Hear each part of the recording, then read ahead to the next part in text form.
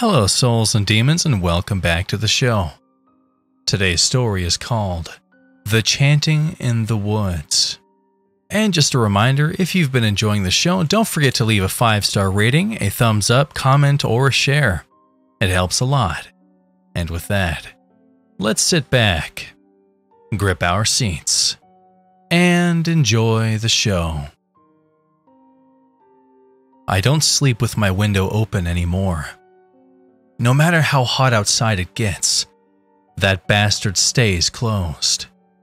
It's been this way for a long time, since I was very young. It's not a real hit with the ladies during summertime. People usually recommend air conditioners, and I usually go with the prospect when I have company. But when it's in, I don't sleep well at all, because I can only imagine how easy it would be for anyone to bypass them. There is a single perk to an AC though. Well, besides the relief from the hot stickiness of the summer's humidity. And that's the steady hum which stifles the silence. I don't like silence, you see. There was a time when it brought me almost zen-like level of peace and tranquility. But now, I find it invasive, dangerous. Silence never comes alone. From time to time, I can still hear the chanting from my youth. I can hear them all, wordlessly and yet with prestigious synchronicity and harmony with one another.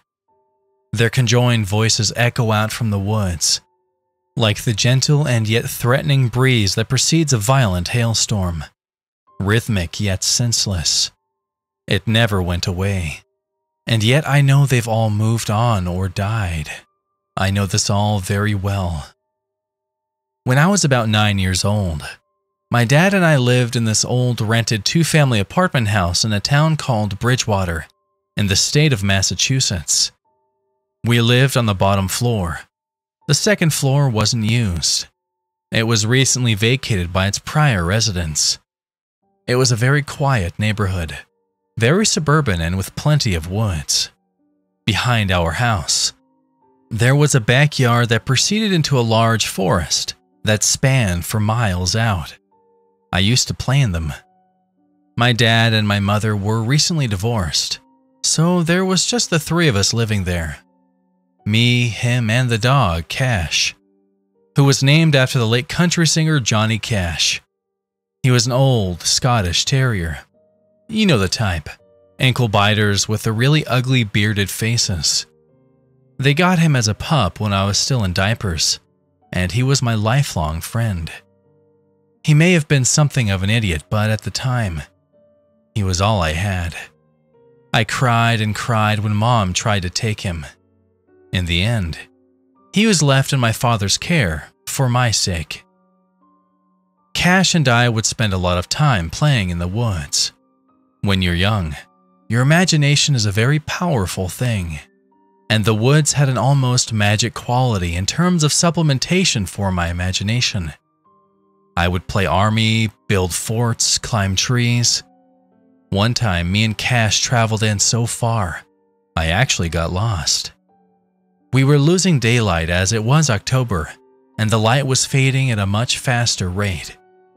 I began to panic, afraid I'd be trapped out here in the pitch black. As we walked around, frantic for landmarks, anything familiar, that's when I saw it. The clearing, with a large rock in the center. It wasn't exactly uncommon to see graffiti and vandalism in the woods.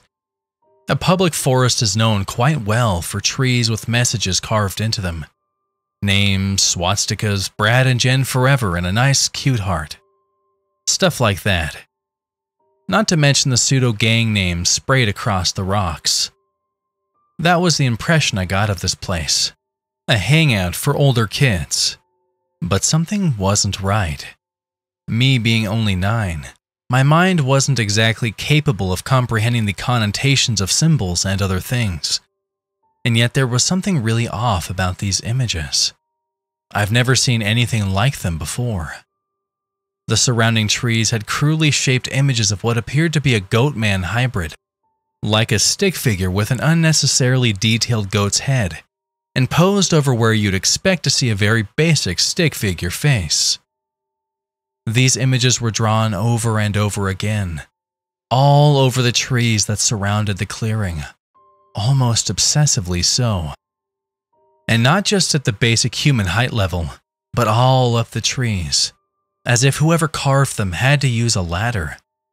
The rock itself had red markings all over it, letters that I had never seen before.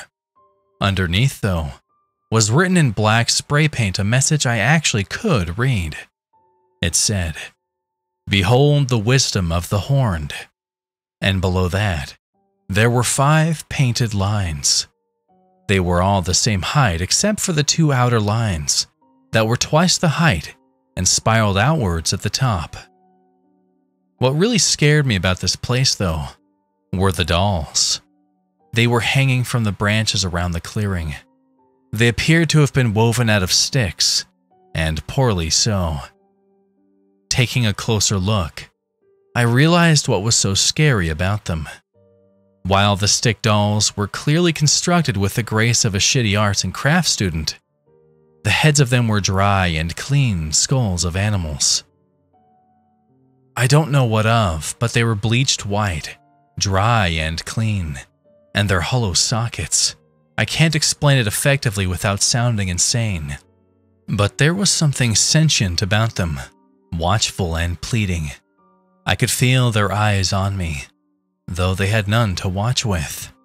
I felt fear. Not my own fear, mind you, but something.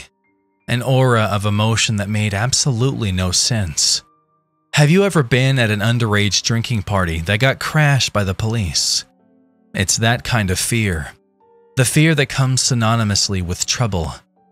I can't explain why I did it, but I reached up and touched one.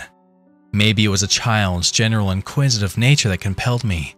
Maybe it was fascination, or an intense desire to quell my fear and convince myself that they were just dolls, and not the watchful spirits I would eventually come to believe they were. When I touched it, the skull fell off. The doll unwound itself. Only a piece of it remained attached to the rawhide rope that it was suspended from. The skull cracked when it hit the ground. When it happened, there was a certainty that quelled inside of me.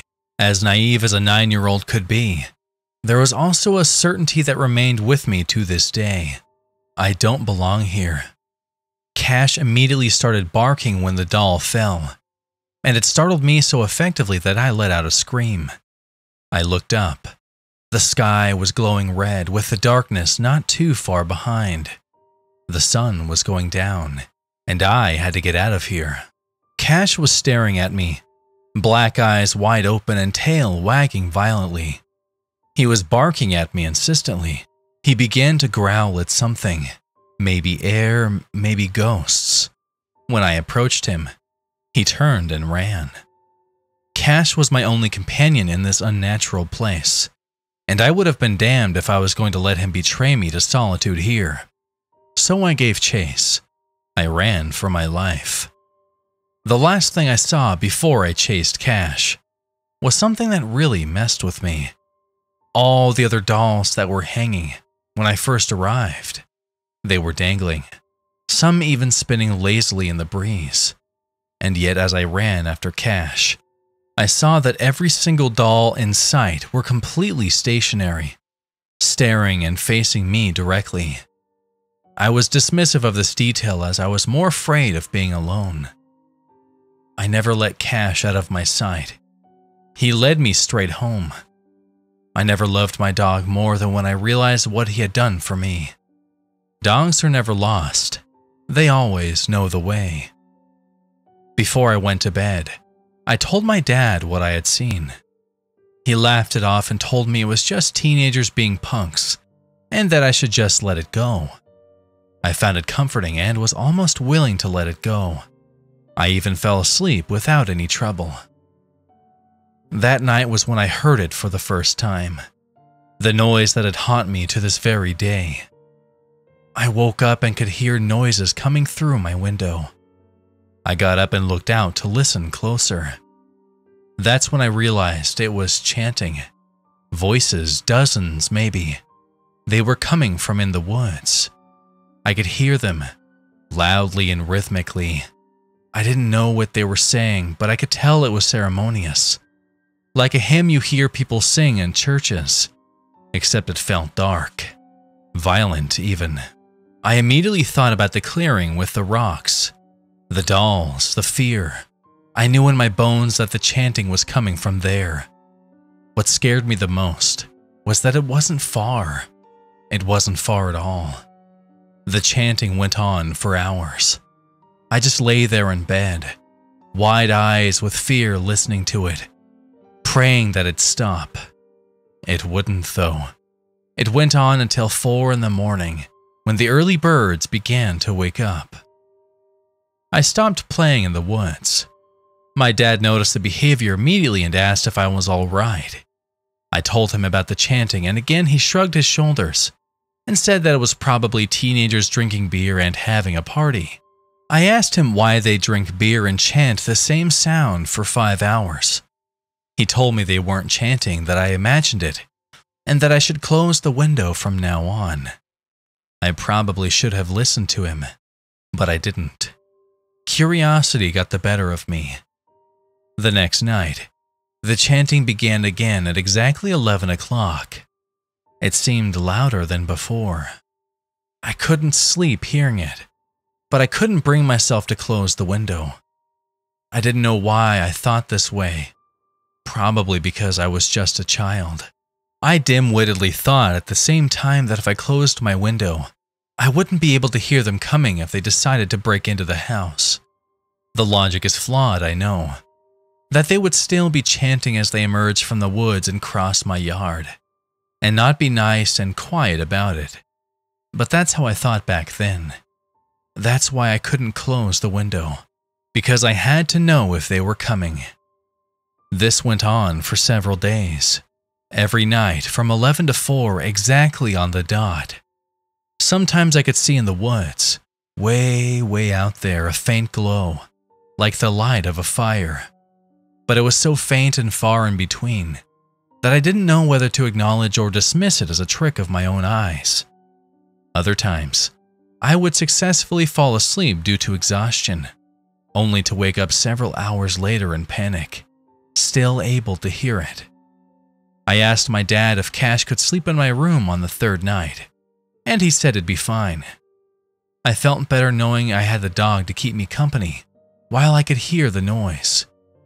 And better yet, if I could hear them coming, he would too, and then be a dog about it and start barking at the window at them. I anticipated a good night's sleep and even felt silly for not thinking about this solution earlier. I fell asleep at 8 with Cash sleeping at the foot of my bed. I woke up at 11:15 to Cash barking. He was on his 2 hind legs, tail wagging spastically, and he was barking out the window, ears pointing up. Barking, growling, howling out the window. I immediately got out of bed and looked out the window towards the woods. Nothing. Nothing at all. Cash was very agitated, growling and looking at me, then back out the window and barking. The chanting was still going on, same as the last couple of days. I remember feeling uncomfortable that Cash was barking at the noise, that if he was in danger of getting their attention. I tried to calm him down. That's when my dad came in. He stumbled in groggily and picked up the dog and turned to walk out the door with him, mumbling about him shutting the hell up. I called his name, but he was so asleep. He was practically dead on his feet. I screamed at him, "Dad, the woods!" That got his attention. He turned around and walked up to me, looked out the window and then back to me. "This again?" he mumbled. "Look, boy, it's just your imagination." "No, listen. That's what Cash was going crazy about. There are people singing in the woods. Just listen." He looked carefully out the window. Cash was growling in his arms as his head turned out the window. I listened too, but there was nothing, no sound, total silence. I couldn't believe it. Could this have been a coincidence? My dad told me to go to sleep and left the room, mumbling insults at Cash. The silence chilled me far more than the chanting ever did. At least when they were singing their malicious hymns, there was at least a sense of distance between them and me. But right now, I know they're out there, but I didn't know where. I had no bearings whatsoever. What was even worse, what wrought unprecedented terror upon me, was that there was no nighttime ambience in those woods. No crickets. Evenings brought them out in droves this time of year, and even when they were chanting, I could still hear them. But now it was quieter than a bone-chilling winter night. Pure silence. How long did I stare out the window at those woods across my backyard? I have no idea. But when I woke up the next day, I was still sitting in the chair I planted right by it. That morning over breakfast, I insisted that there really was chanting out there, but my dad wasn't hearing any of it. He put his foot down and told me that he won't hear any more of this, that I need to grow up and take responsibility and stop being so afraid all the time. You know, typical tough guy dad shit. I didn't even bother to bring up the lack of crickets, knowing full well that he'd have to make up an explanation for that as well. So I kept quiet and ate my breakfast. Later that day, I was waiting for my mom to pick me up at the end of my dad's driveway to bring me to my grandma's house where she was currently living. It was Friday and my mom had me on weekends. As I was waiting, a large black pickup truck passed by the house very slowly. It came to a stop right in front of me. There were two men in the truck, older, about my dad's age. At first I thought maybe they were friends of his, but this thought didn't last. The driver rolled down his window and looked at me. He was bald and was wearing abnormally slim sunglasses. He was smoking a thin cigar or cigarillo. I remember the strong smell of it. He looked at me as if he were sizing me up, investigating for a moment until finally he smiled at me, reached over, and hit his friend on the shoulder and pointed me out to him. He too was bald and wearing the same sunglasses. They said something to each other, and then the driver looked back at me with a terrible smile and drove away, waving slowly at me as he did so. They passed me by 3 more times before my mom finally picked me up. I didn't give those two any thought, and just took comfort in the thought that I'd be sleeping somewhere else for the next couple of nights. The weekend went by without a hitch, and sleeping over at Grandma's house was such a relief. When I told her and Mom about the voices in the woods, they just looked at each other and told me to tell my dad about it. Frustrated, I argued that I did, but it was pointless. She too used the "it's just your imagination" crap, same as my dad. Not once during the whole experience did the memory leave my mind of the two men in the truck or the distant chanting. Soon enough, I would have to return. Sunday night came along and I was dropped back off at my dad's house, where I would spend the whole day dreading the inevitable nightfall, dreading the answer of whether or not I would hear the chanting in the woods, hear the strange people sing their dark songs in unison. I begged my dad to let me keep Cash in the room with me tonight, but he said no, leaving me to face what happened next alone. So, come bedtime, I was sitting on my chair by the window, staring into the darkness until the hour came. I stayed up until 11, expecting to hear it, but what I got was silence. No singing, no crickets either, just pure silence. I couldn't tell if I was relieved or terrified. Maybe they all moved on. Maybe they went somewhere else to play their creepy games. It took some self-convincing, but I managed to calm myself to such a state of mind where I could actually go to sleep, convincing myself that I was safe. Reluctantly, I crawled into my bed and closed my eyes. I woke up to the most bone-chillingly fucked up thing I had ever seen. It was surreal. The image of it, every time I sleep. My brain immediately surged itself into full function. beyond consciousness and straight into full-fledged fight-or-flight mode, as a cold, rough hand forced its way over my mouth and shoved my face into my own mattress. I felt a body much larger than mine bear down on me. I felt a jagged kneecap ram itself directly into my stomach, as I was then pulled out of my bed and wrestled into a standing position, the cold hand still holding my mouth shut, another hand wedging my left hand directly behind my back and pulling upwards until the pain became so unbearable. I thought my arm was going to come off. "Shh," a voice whispered into my ear. His breath was ice cold. "Yes," said another voice across the room. My eyes were well adjusted to the darkness as it was, and I could see, through the moonlight shining into my now opened window, a man wearing a horrible, horrible mask. At first I thought he had the head of a goat, but I knew better. The goat stared with lifeless marbles where its eyes should have been. Its head was a mask made out of the severed head of a goat, or a ram not properly stuffed and half rotted. Its horns curled into spirals, jutting out of its head, and random patches of the fur were missing, simply showing raw, blistering skin. I tried to scream, but the hand over my mouth tightened its grip. My arm behind my back pulled near to the breaking point. "Scream and we will kill you," the voice whispered into my ear. My eyes couldn't, no, they wouldn't break away from that horrible person wearing the severed goat's head as a mask. He was shirtless, wearing a necklace of what appeared to be bones. He was horribly emaciated, and there were markings all up and down his torso. In his right hand, he held a knife that was about the size of my forearm. Its build wasn't like any knife I had ever seen. It took a step closer to me and pressed against my throat. The steel was bitterly cold, and the tip of the blade was sharper than anything I had ever felt. It would take less than 4 ounces of pressure to open my throat. And they knew that I knew. I couldn't cry. I couldn't even breathe. In his other hand, he held a basic candle. "Tomorrow," the thing said, his voice muffled by the lifeless, dead goat mask. "You will exit your house at midnight.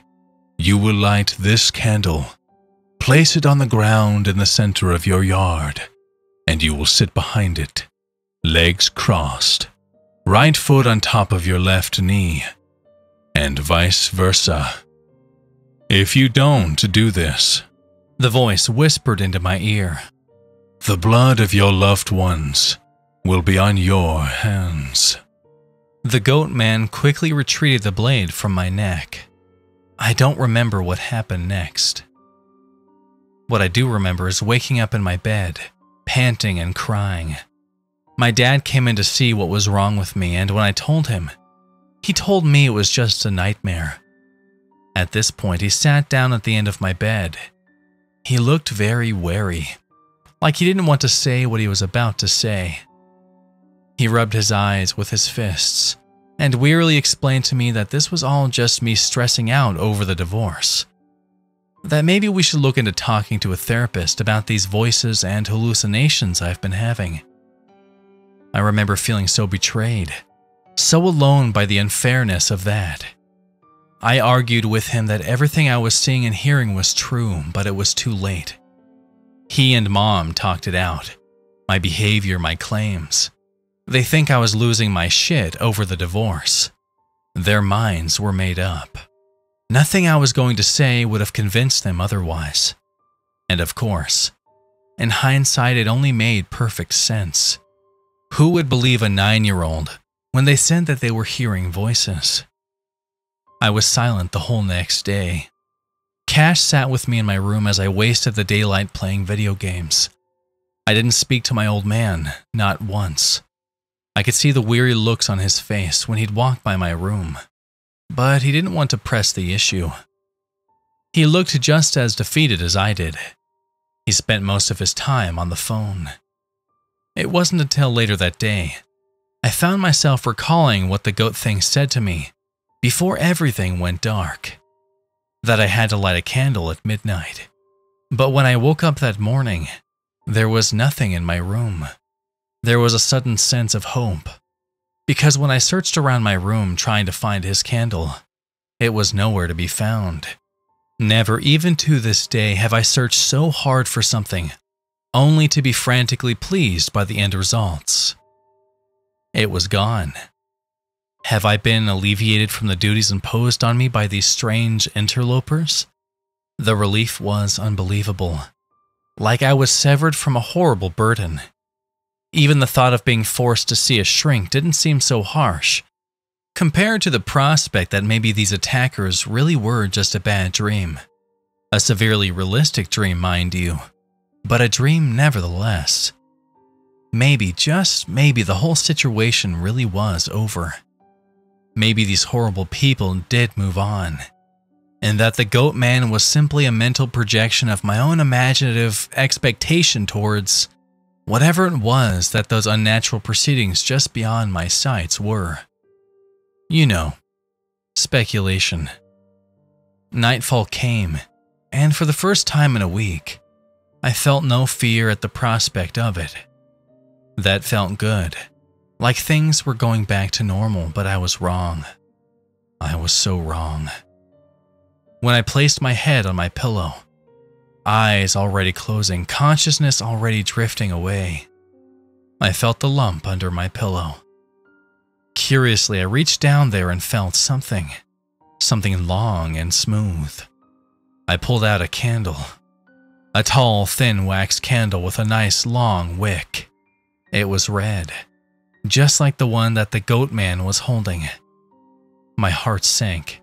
My mouth went dry, tears ran down my cheeks, and in that moment, I relived the entirety of the last night all over again. Down to the very last detail where the guy holding me whispered in my ear how the blood of the ones I loved would be on my hands. Suddenly, I was back in hell. I was back in the realm of terror. How did they get the candle under my pillow? Had I overlooked it this whole time? I lie in bed until midnight. I didn't care or dare to close my eyes, for fear of being held at knife point again, for fear of coming face to face with that horrible goat creature. The night was silent. No crickets, no birds, nothing. Dead silence. I could see that it had turned 12:01. The memory of the goat mask in my mind uttering its instructions to me over and over again. Go outside, light the candle and sit behind it. Do it, or the blood of my loved ones will be on my hands. At the time, I didn't know what it meant to have blood on your hands. The following day, I would learn exactly what it meant. Around 10 minutes in, I mustered up the courage to walk over to my window and look out of it.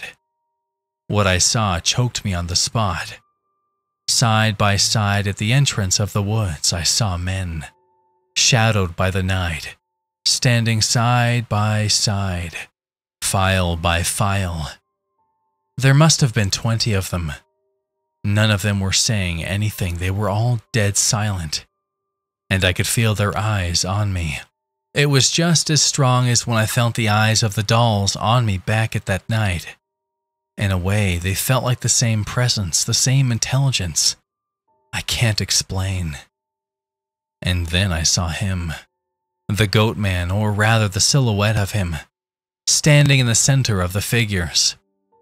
He was still as a stone, but I could make out that face shape, the jutting horns. I could make it all out. I chickened out. I couldn't go out there. I just couldn't. I hid in my bed, blankets over my head as I shut my eyes tight, crying all night. I didn't fall asleep until I heard the early morning birds. I was awake by 11:30. Shortly after breakfast, I heard my dad shouting in the front yard. I went out to check and see what was happening, what it was that had him so upset. As I went out the front door, I could see him more clearly. I could hear the pain in his voice. A knot formed in my throat. and a harrowing sensation crawled across my skin. I was not ready to learn about the events that had transpired, and that was truly the scariest part. The moment before actualization, these people mentioned blood on my hands. I didn't know what it meant, but I had a very vague idea that it meant my family getting hurt. I thought they meant my dad. When I got to him, I saw that he was on his knees crying. Cash was killed. He was hit by a car. There he lay, goofy pointed ears, his absurdly silly dog beard, black staring eyes and hanging tongue, stationary, forever. I saw that his center torso had been collapsed, and I could see openings in his rear side, his ribs jutting out, his entrails. "Son," my dad cried out as he turned to hug me. "It's okay." He quickly led me back into the house, away from Cash's lifeless body, away from my best friend, dead and mutilated on the side of the road. The last thing I remember seeing as I was brought into the house was a large black pickup truck driving by slowly. I saw the same two bald men, as old as my dad, staring at me through oddly slim sunglasses. I saw blood on their front tire, and I saw the driver point directly at me.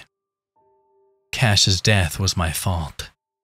As I said it out loud, my dad held me tight and said with stone-cold certainty that it wasn't my fault, that sometime these things happen. He told me exactly what you would expect a father to tell his kid when their pet is killed in a random and seemingly pointless accident. But I knew better.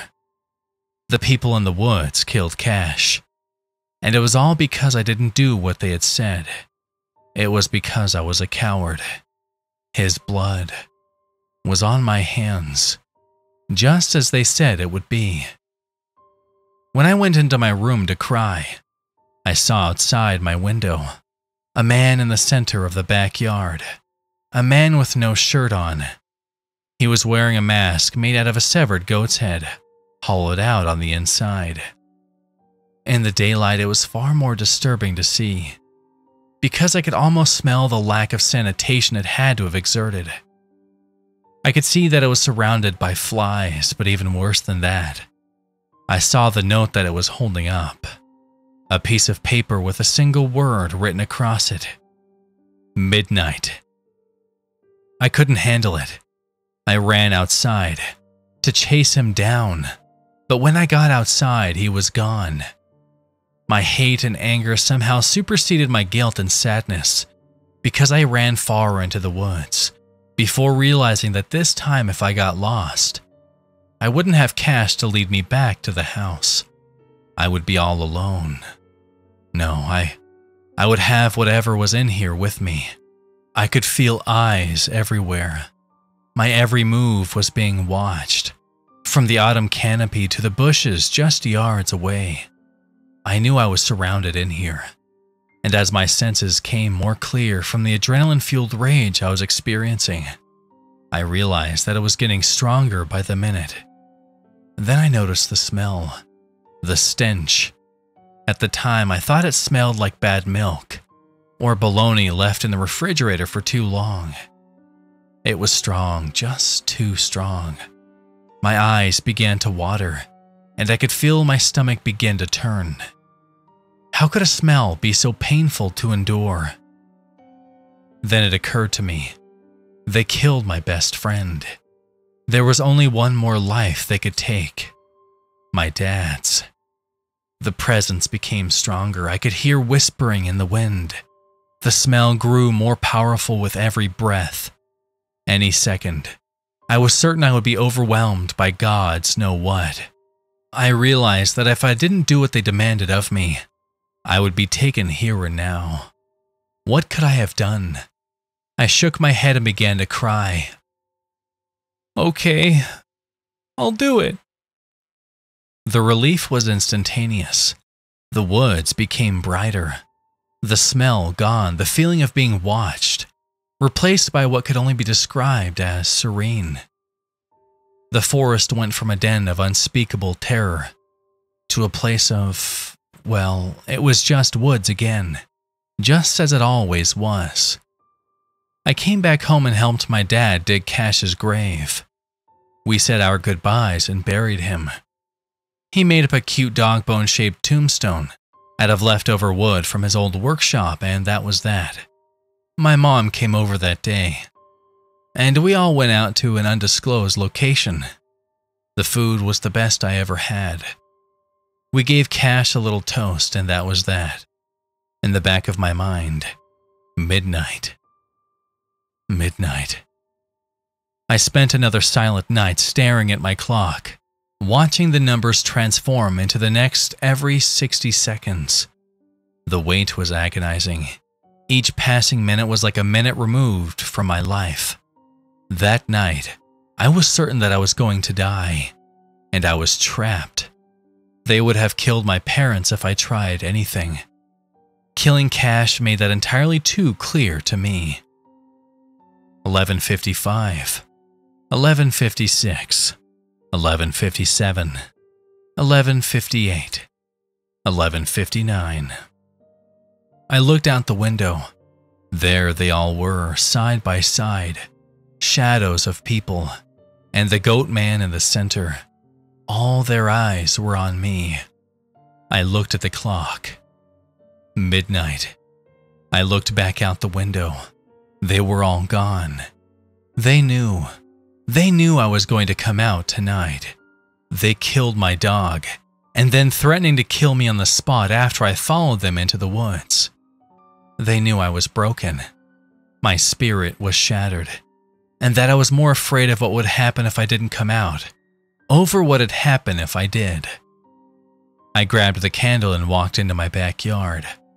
The darkness was thick, thicker than usual, and the smell, sour milk, spoiled lunch meat, blood, rot, decay, shit, puke, bile, and death.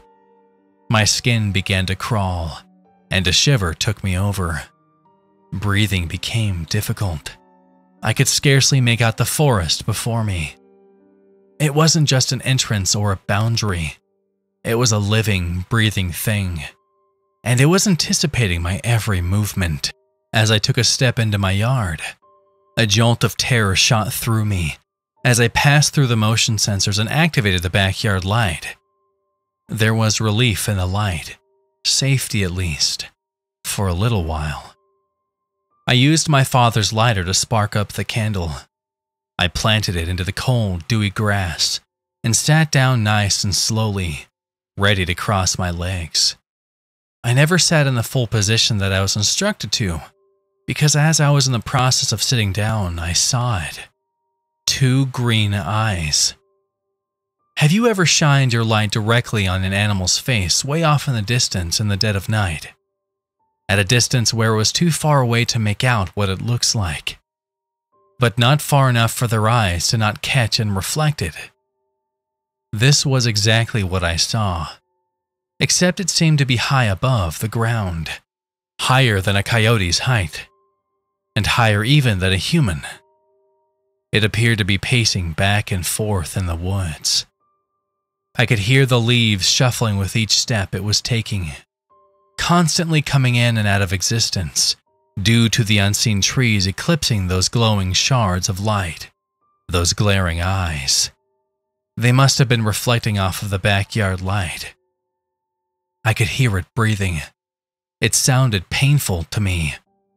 The air came out in short, sporadic breaths, and when it did, I felt the huffs of frozen air rank with that rotten stench go right through me.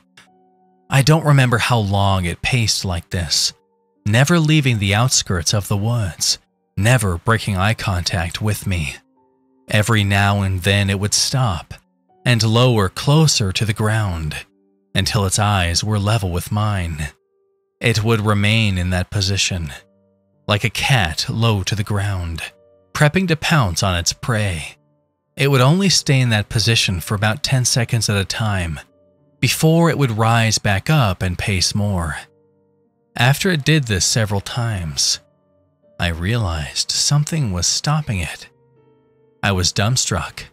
Frozen in place, my throat was so tight that air was barely getting in or out of me. There was a powerful sense etched within my soul that any sudden movement would have sent this unspeakable thing into a frenzy at me, light or not. I didn't know if it was going to outright kill me here in the backyard, or if it was going to drag me into the woods and eat me alive there. I didn't know what the relationship was between this and the psychopaths that ordered me out of here. What I did know was that with each moment it wasn't getting me, it was getting madder. I couldn't let it get me. I couldn't let it take me away. Theoretically, I was safe in the light. Except, the thing was that this motion sensor light ran on a timer. I knew that timer would soon run out, and when it did, the light would go up and it would stop at nothing to get me. With all my courage, all my willpower, I forced myself to stand up, letting out a hoarse breath. The eyes immediately stopped moving when it saw me stand. I couldn't tell you for certain, but I was almost positive they narrowed.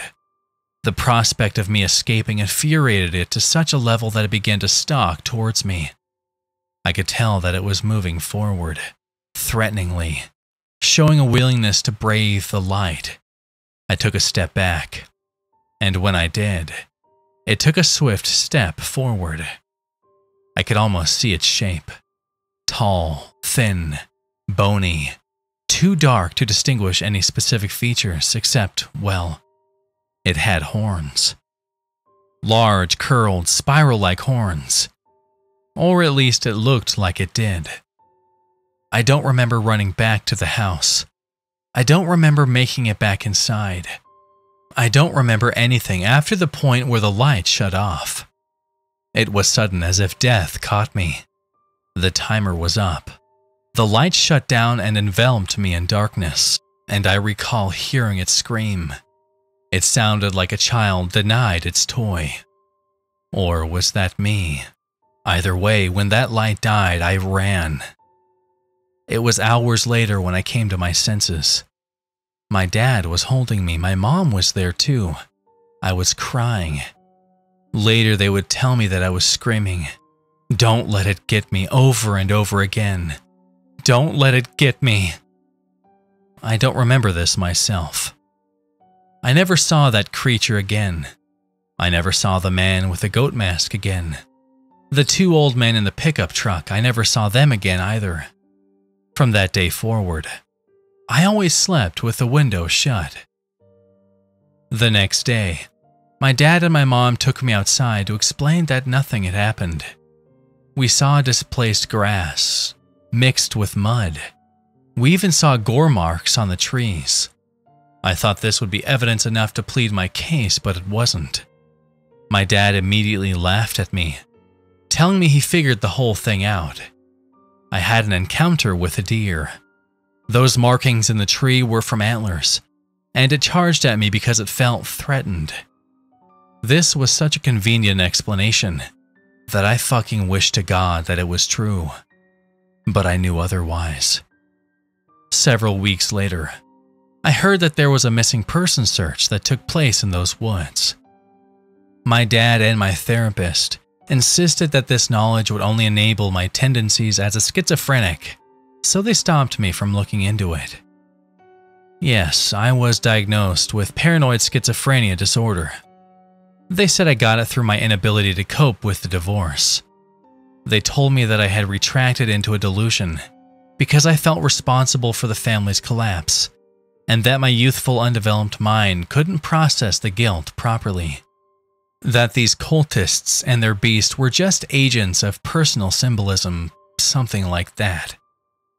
For a while, I believed everything they told me. The lies felt safe. The lies were comfortable. Several years later, they would tell me I would have made a full recovery.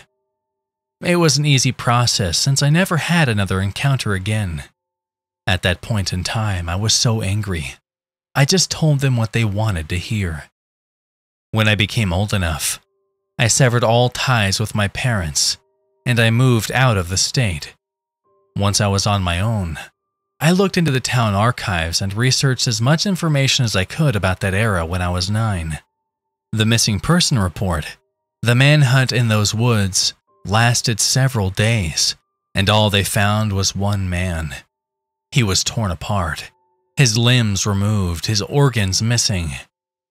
They found that he was wearing a peculiar mask, the head of a ram, but his innards were carefully carved and hollowed to fit over a man's head. When they removed the helmet, they saw that he had died with an expression of absolute horror. I took pleasure in that. I would like to believe that these men were cultists, that they were attempting to appease some unseen, unnamed god. A god that absolutely should not have existed. A god that had no right to walk among men. And that during their attempts to appease it, I had botched their ritual by breaking an important piece of the process. There is just one thing I still can't figure out. Why is it that no matter where I go, when I'm all alone in quiet places, in the dead of night, why can I still hear them chanting that unholy sermon that I heard so long ago in the woods when I was 9?